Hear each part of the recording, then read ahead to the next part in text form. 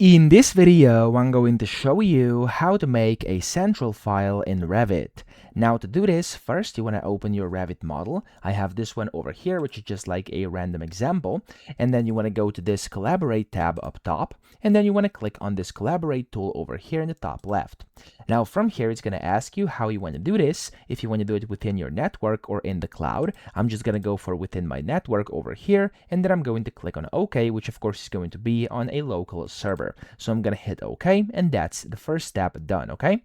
Whenever you've done this, you then want to go to the top left here. So it's going to be loading for a few seconds over here. You'll see down here at the bottom left, it's going to kind of progress. Usually it goes through quite quickly, and there we go. Of course, it does depend on the size of your project. Okay, for me, it's done. You can then go to File, top left, and you can then go to Save As over here. And of course, you want to save as project, okay?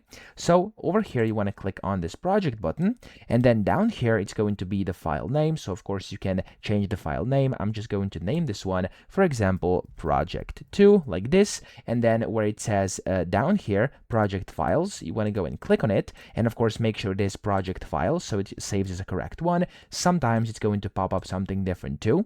And then you want to click on the options over here. And then inside the options, you want to go and where it says make this a central model after save, you want to make sure this is checked, okay? So if it's not checked, just check it. And then here it says maximum. So this over here is going to be the backup limit. Usually it's going to be 20. And then you can just click on OK over here and then click on this save button. Whenever you, of course, select where you want to save this, I'm going to save it into my downloads and click on save just like this. Now over here, this is going to be very important. You can, of course, close the central model immediately after saving. And of course, if you actually want to create a local file, you want to open Revit and you want to go then to File, Open, and you want to select the central file which you just saved, okay?